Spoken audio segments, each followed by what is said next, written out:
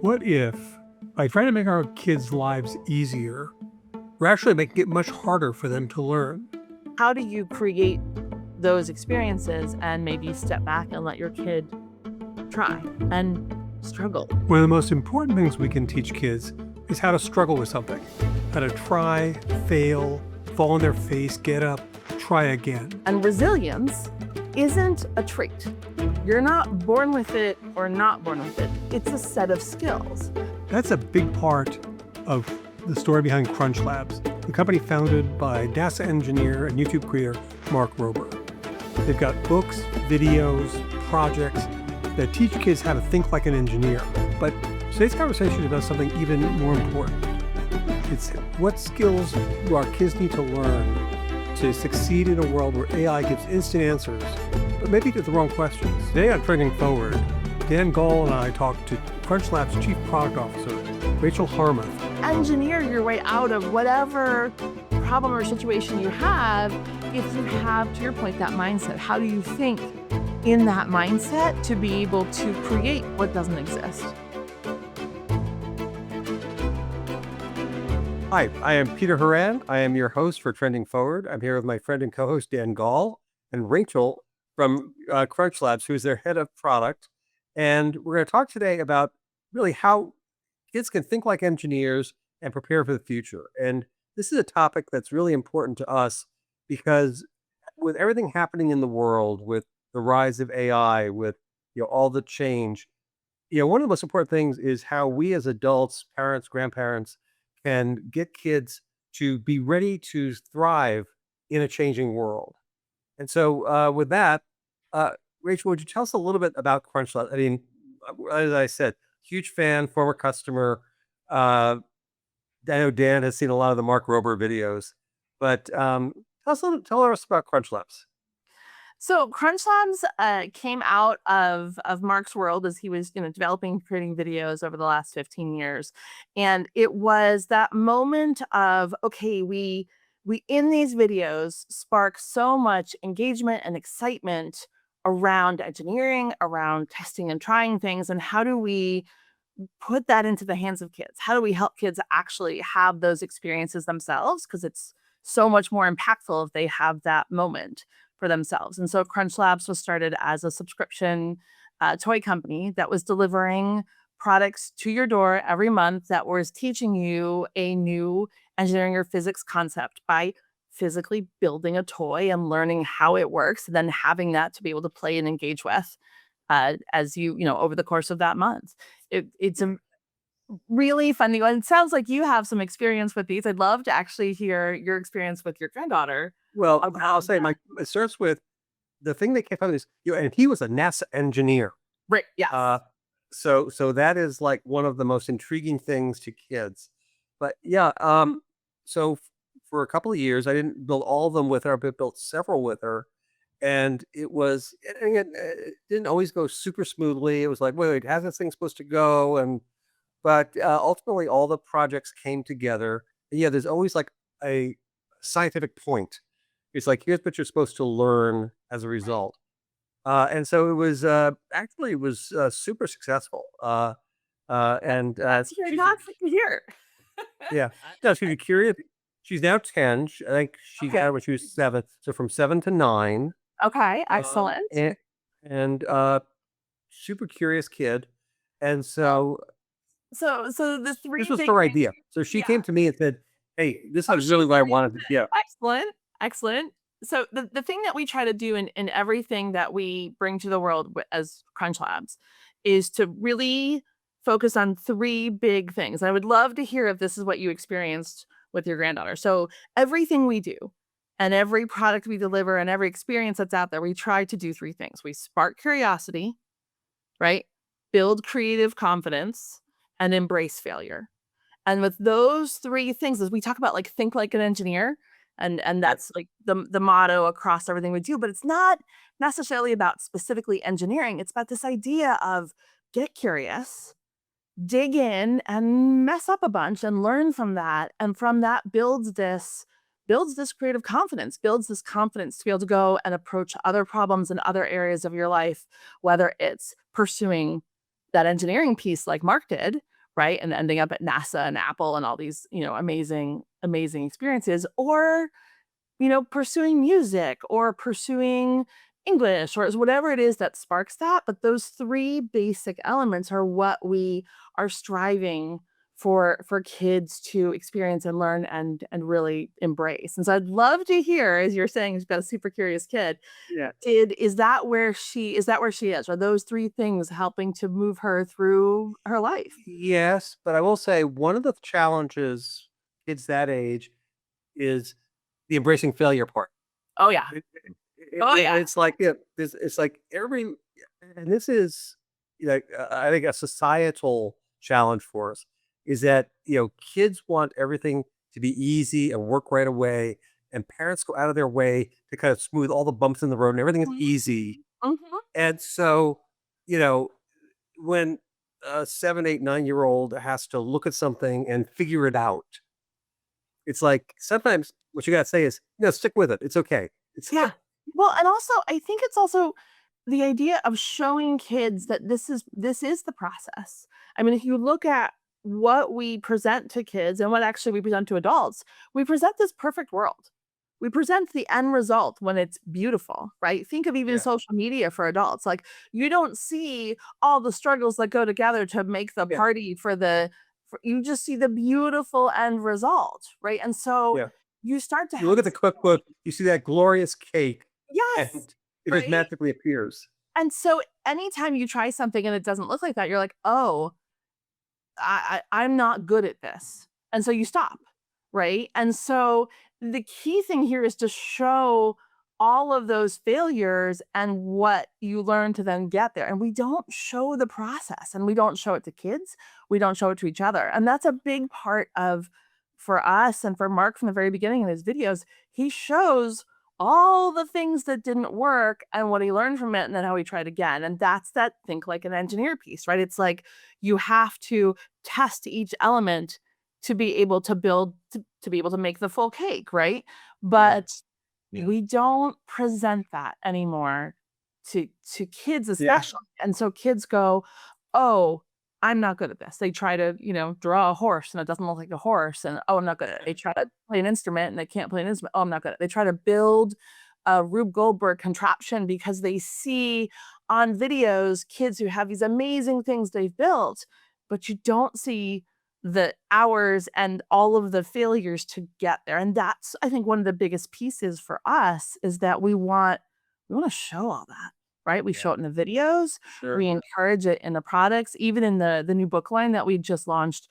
The kids are trying to create these different contraptions that will help them solve the mysteries, and it doesn't work a lot of the time. And that's like the beauty of it is it's much more of the realistic experience than this like perfect finished end piece. The So thing I also love that what Mark does in those videos, and I'm assuming the books as well. I don't have one of the books in front of me, but is the positivity of failure. And so yes. many people take failure as a negative thing, but failure is a good thing. Like for me, if you achieve results your first try, then I'm scared, right? Like I am like, what is waiting to get me later? But the way that Mark does it is like, he goes through those iterations and he shows those failures, and then he comes up with like, how do we solve it? And it's always in a positive tone, a positive light. It's a way to move forward. It's a way to learn, and it happens all across life. And like the day, we're in social media, we've been in social media for so long. Everybody sees that perfection. Everybody thinks it's normal. Like I should Mhm. go to a restaurant and get free meals because I've got 200 followers on Instagram. Um, it's just not reality. And it happens like for me, my experience has been skateboarding, and skateboarding is full of failures Oh yeah. over and over again, Yeah. including being injured. And when my oldest child wanted to skateboard and he couldn't pull something, do a trick his first try, he got Right. super frustrated.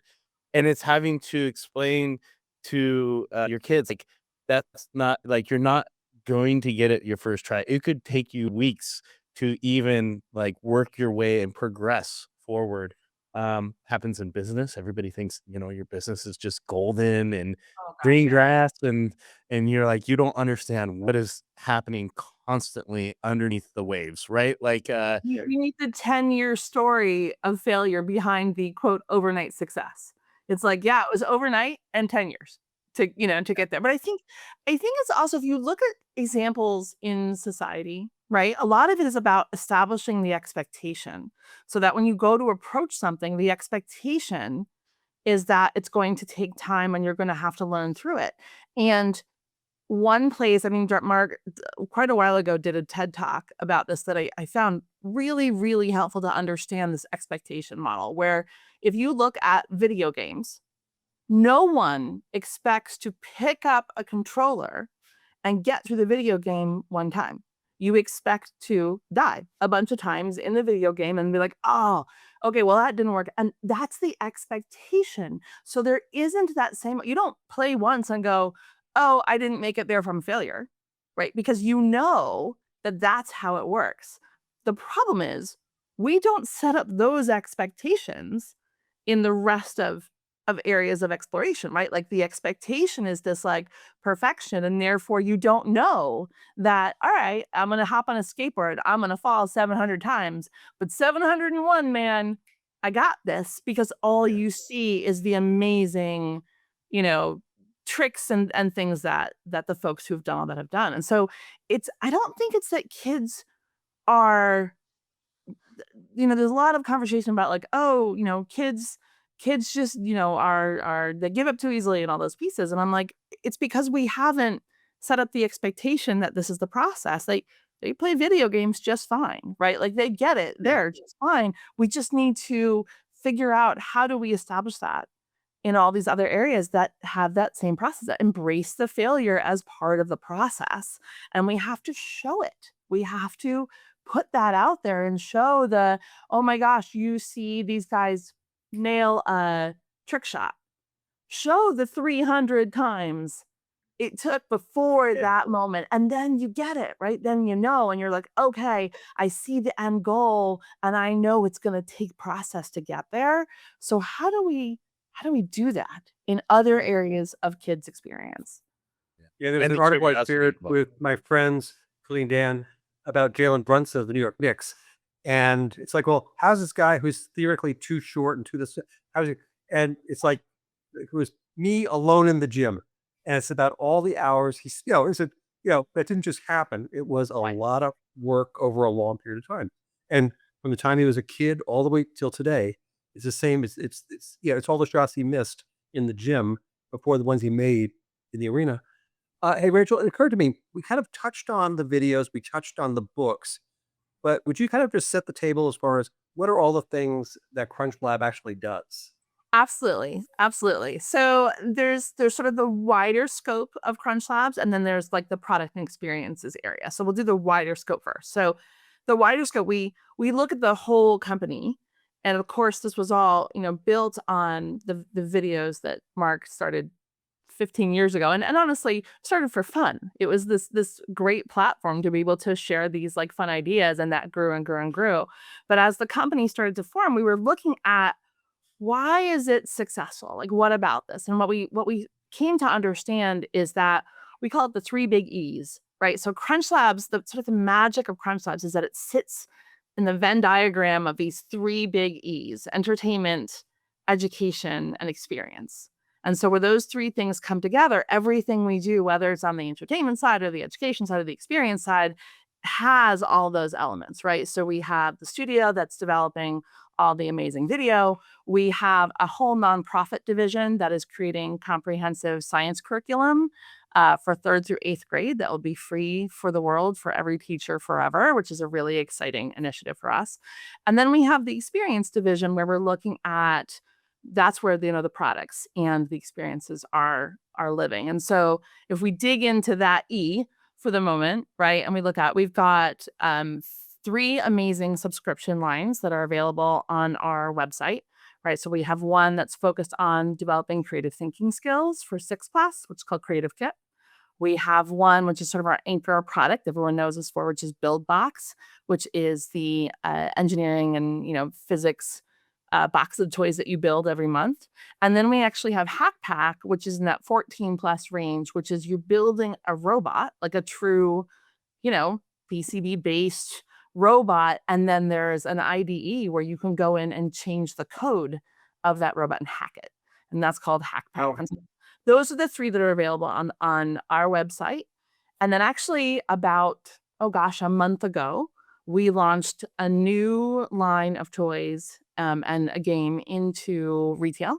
So Targets, Walmarts, Amazons now have a CrunchLabs offering that's really different from the subscription. The subscription gives you this like monthly hit, and it grows your experience and knowledge. The toys at retail are more of like you can, buy it, bring it home and play with it right away, but it still has all those amazing teaching things that happen while you play. So we talk a lot about the wow and the how. Like the toy gives you the wow, and then you've got Mark right there with a video specific to that toy explaining how it all works and why it works the way it works as you explore and get to play with these amazing toys. So that launched about, oh gosh, about a month ago. We have a book line that launched about 2 months ago, which is that's what we were holding it before. So this is actually a fiction book series about 12-year-old Mark and his band of buddies are solving mysteries that happen in their town, but they solve them by creating contraptions that suss out all the clues. So it's this DIY engineering that they put together to figure out all the clues they need to find out, the mystery behind each book. And then, well, you got 3 books out. There's going to be at least 12. So we have the first year. So you can do it as a subscription where you get one every month, or you can come in and do 3 books, do like the 3-book bundle and try it out. Right. But yeah, there will be 12. And actually, we already signed up for a year 2. So eventually there'll be 24. We just did that. The fun part about those books is in the back of the book, we actually let you. Oh no, you're blurred. We give you the instructions to build at home what the kids built in the book. Right. So as you see them try and fail and try different things and finally find that gadget or that engineering element that helps them figure out the mystery, you can build the same thing at home. So it's that great kind of full circle hands-on with the reading piece. And then we also ran camps this summer. So we had summer camps. We had week-long summer camps that were happening across the country this year. And we were sort of trying out that to see what that would be for experiences for kids. And those were based on the Build Box experiences and activities that they could do as a group from there. So that's the whole world. We have a Scholastic series also of nonfiction. I know you're like, okay, I think you're done, right? The Scholastic. No. We have 2 nonfiction books coming out in September, and that will start a line of nonfiction coming out from Scholastic as well. And the camps, what ages are the camps for? So we just did a test this year. Again, right? We're engineering based. We test everything. So we did a test with a partner that does a lot of STEM and coding camps across the country, which was ID Tech. And we did a test. Well, and we'll see. We did 7 to 9-year-olds just to see like, what would this experience be like? Again, just like we approach everything, we kind of said, what are the big questions we have? What is the best way to test for those experiences? And let's do a test that allows us to see what works, what doesn't work. Does it deliver for the families? Does it deliver for the kids? Is it an experience that really presents CrunchLabs? And then from there, we'll decide, okay, now do we want to proceed and do more and add more ages or add more, seats? Or do we go, that wasn't delivering, we should try a different direction? And it's fun to be in a place that, that's exactly what we're trying to teach kids to do. And it's exactly what we do with every new idea that we come up with. It seems like the books are targeted maybe 8 to 12-year-olds. So the books really are focused on around that like 3rd grade reading level. I think one of the challenges with books is that kids are really, really different in terms of their literacy skills and where they're at, right? And so when I talk to parents about these books and they're like, oh, is this right for my kiddo? This is right around what I would call the Captain Underpants level of read, right? And so for kids who are more advanced readers, these are super fun as like a snack, right? Like they can pick them up, they can read them through in one. So if your kiddos are reading Harry Potter, these are really fun, engaging, quick little afternoon reads.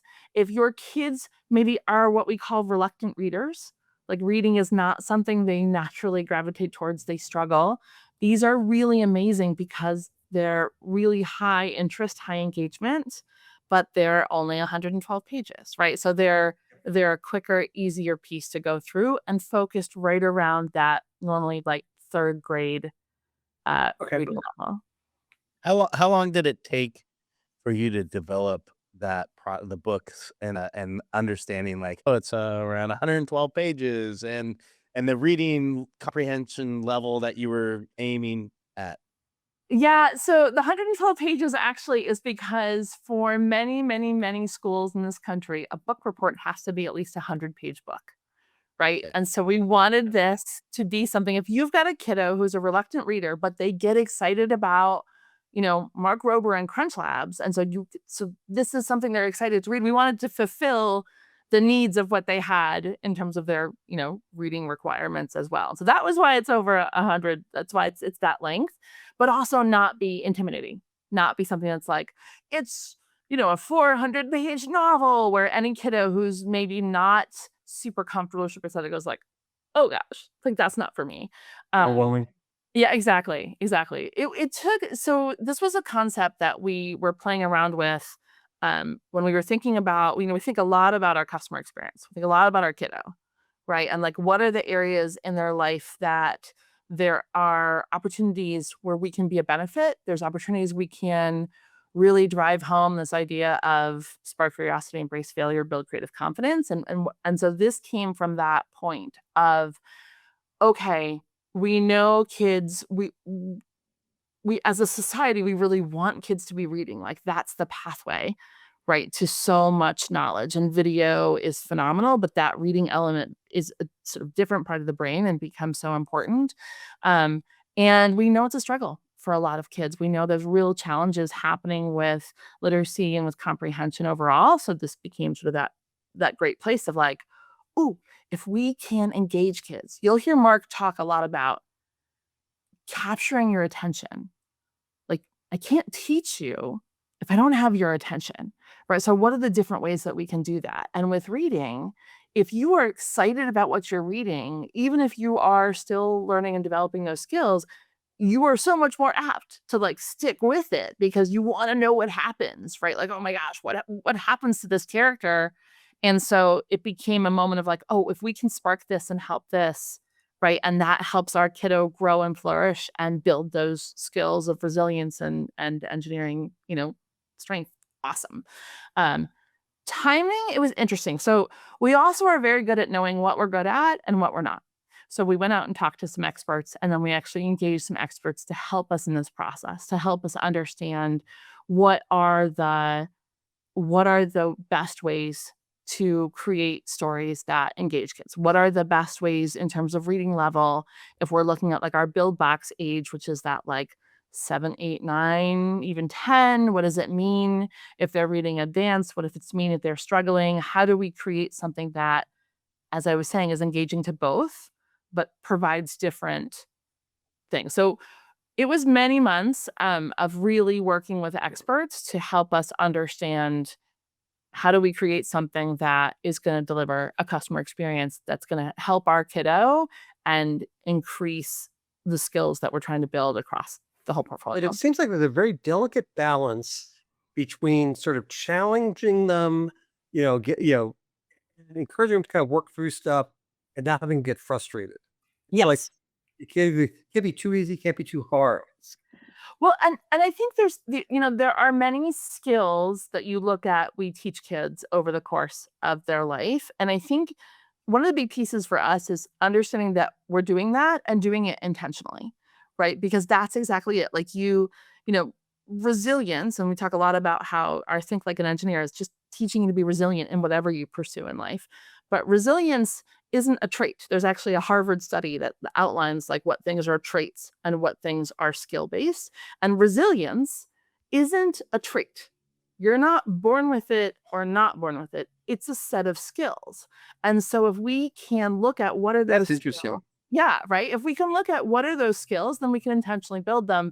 And to your point, try to find that balance. We know problem solving is one of the biggest skills that everyone understands kids need. We've been just talking a lot about that, but it's also the element of perseverance, of sticking with it if it doesn't work, and adaptation, trying different things. And so, to your point, how do you give them enough success? Or maybe it's breaking it down into steps where they can see the success one by one. So if I'm building a toy or I'm building a build box, right? If we can create something they build and that little piece works, that's success, right? I got that. I got that one. Okay, that worked. And now I build the next element and now it starts to all come together. And then I hit the end and it doesn't work. Okay, well, let me go back into those steps because I saw success along the way. And that feels much more attainable. You have those little aha moments that you're like, oh, that worked, or I get it, right? And those build the confidence to try that next step. And if that next step doesn't work, you still know you can, right? Like you're not like, oh, I can't do this. I'm a failure. Never mind. Or if you're a kid, when my kids were younger, it became, this is stupid. This is stupid. Yep. And that was like Classic. the Too exact hard. key for like, this is stupid, meaning like I am struggling and I don't think I'm going to succeed. So therefore, I'm going to just decide it's not for me.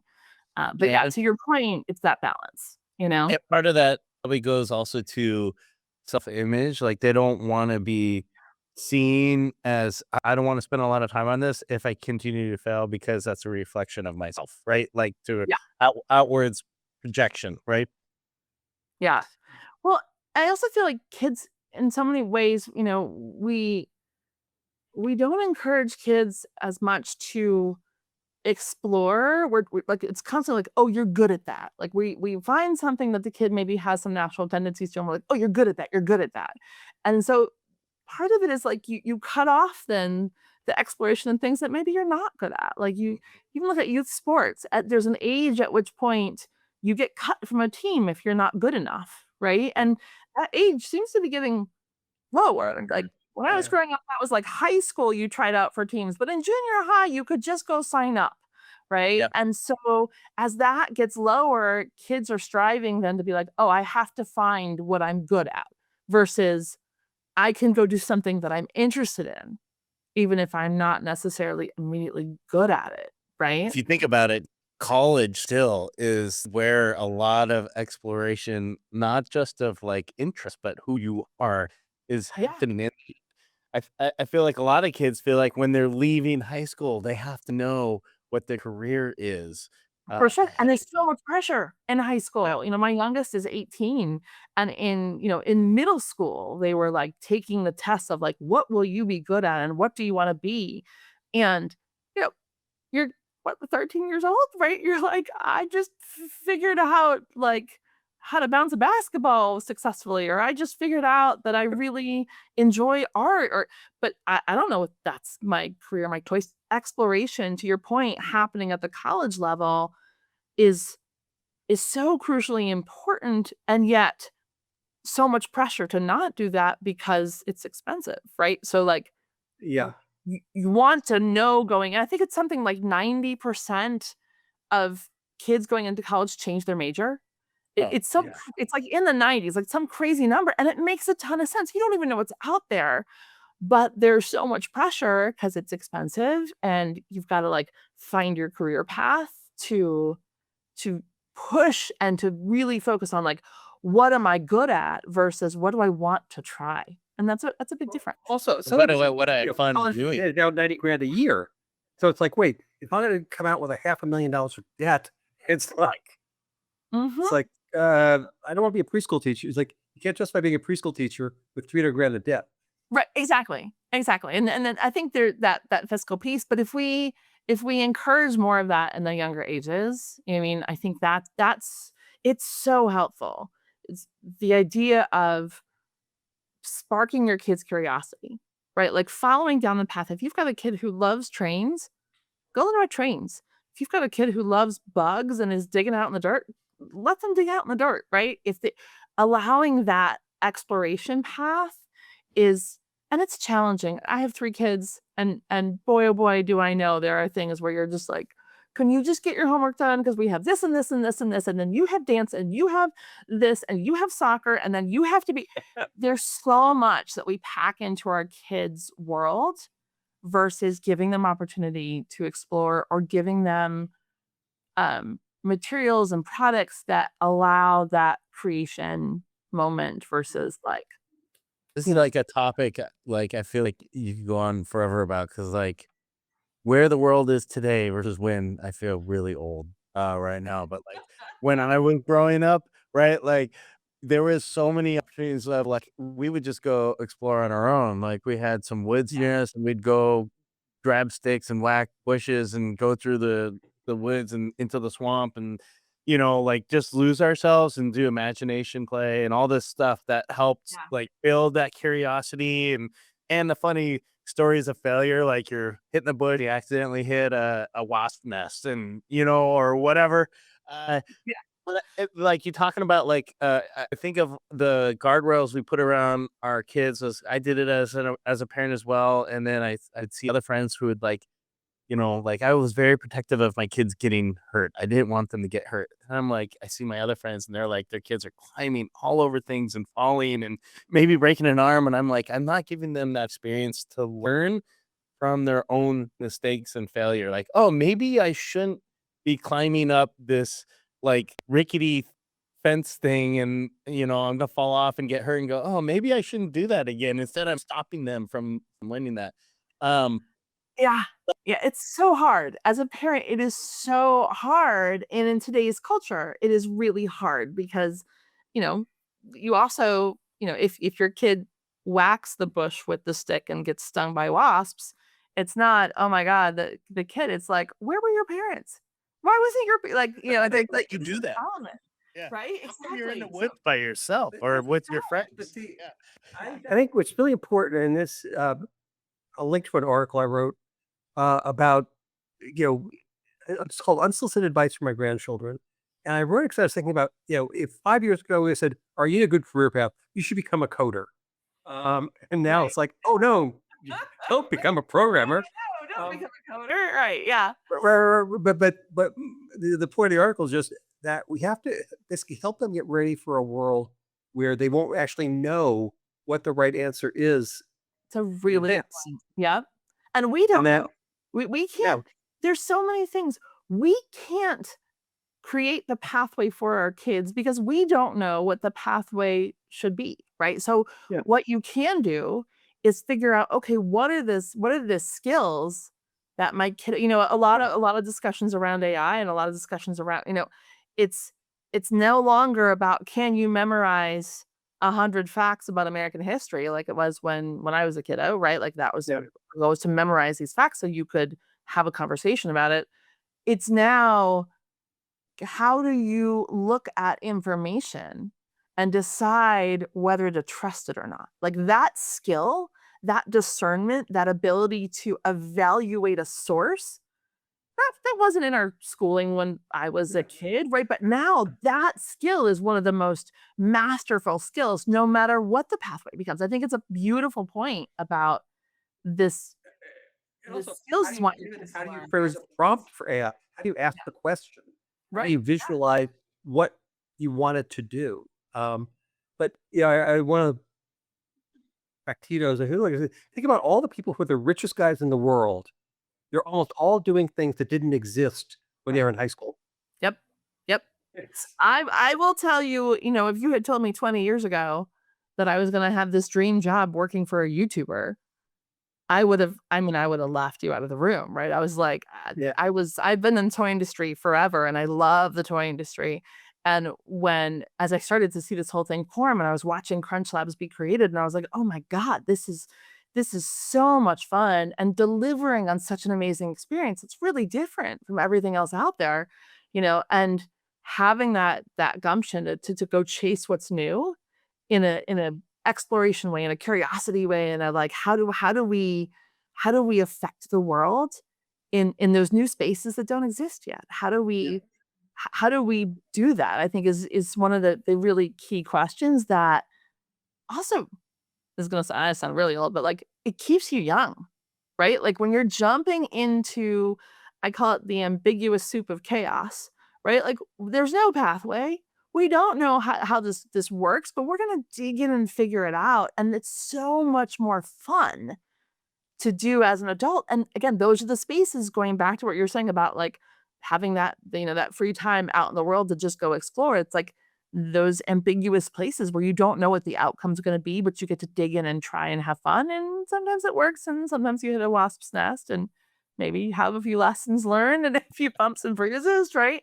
So, so I think that comes back to then what we're trying to do with experiences. How do we develop through product, through books, through games, through experiences that spark those elements? Because societally, it's much harder to be able to sort of send your kids out in the world than it was 30 years ago, right? So, how do you create those experiences and maybe step back and let your kid try and struggle? And as a parent, not jump in, even you're like, just move the little left one over and it'll work. But maybe like you're like trying to let them figure it out, um, and let them explore. That's hard. It's hard. Yeah. And I think that's probably a good point to kind of wrap it up on because, in some ways, to your point about not just memorizing facts, not just learning how to code in C++, but it's learning how to figure stuff How do you out think? and how to Yeah. stick with a problem and work through it. And Yep. I think that that's the thing that CrunchLabs does so beautifully Well, and is, this is our think like an engineer. Like that's the entire purpose. Think in a way that is digging into problems and embracing the failure that comes along with the learning to get to the end goal. I mean, Mark talks a lot about, I love when he talks about, he's like, well, he made the dartboard that would catch a dart. He's like, I'm really bad at darts, but I'm an engineer. So I can yeah, engineer, like you can engineer your way out of whatever problem or situation you have if you have, to your point, that mindset. How do you think in that mindset to be able to create what doesn't exist? Yeah. yep. It's all these Ed, any last thoughts? Yeah, all these skills kind of combine together. The curiosity, I love the be curious. That's one of my kind of traits that I want people to have, especially people that work in the business, but also my kids and fear of failure. Like, that we should embrace failure, not be fearful of failure. I love what you guys are doing. Just listening to you talk, and also I was super excited about this conversation because I was like, I am a fan as adult, Squirrel Ninja and all that stuff was like, this is so Really cool fun, and right? fun. Yeah, so Yeah. fun. And I Um, learned so much. Like I'm sitting there going like, "Oh my god, I never knew how that worked." And now I do. Like I really understand it in a way that's so exciting and engaging. yeah, it's something to admire. I am so jealous of what you guys are doing. I wish I could do that on a day-to-day basis. And you must have people wanting to intern for you, like lines out the door, because as these kids grow older, I Yeah. can only imagine them going, I want to do this. So congratulations to y'all. And I hope that you guys have something that is for disadvantaged kids too, so that this can get We do. into all areas. That's We amazing. absolutely do. And then also the brand new nonprofit side of the company that's developing the science curriculum for 3rd through 8th grade it's free for everyone forever. It's available on the website. You can go and you can use it in homeschool, you can use it in classrooms. Like that was the big goal for Mark, was to say, how do we affect change on the widest scale? How do we get kids stoked about science and engineering? And it has to be for everyone, right? So much of the amazing team on the education and Class CrunchLabs is what's called, and the Class CrunchLabs team is, they're amazing, phenomenal people on a beautiful mission to bring it to everyone, and that's just the perfect for us sort of, yeah, exactly, right. That's the most beautiful representation of all the things that we do. I think is in Class CrunchLabs. Thank you so much for spending the time with us. Thank you guys so much. It was fantastic conversation, and I'm so excited about the fact that you got to experience with your granddaughter, and I think it's a really beautiful sort of sentiment to end on, is this idea that you bring to the table of, we don't know what the future will be, as we're coaching and helping our kids and our grandkids. So helping them develop the skills for the unknown is the best thing that we can do. Yep. Amen. Thank you, Rick. Awesome. Thank you Thanks, so guys, much. so much.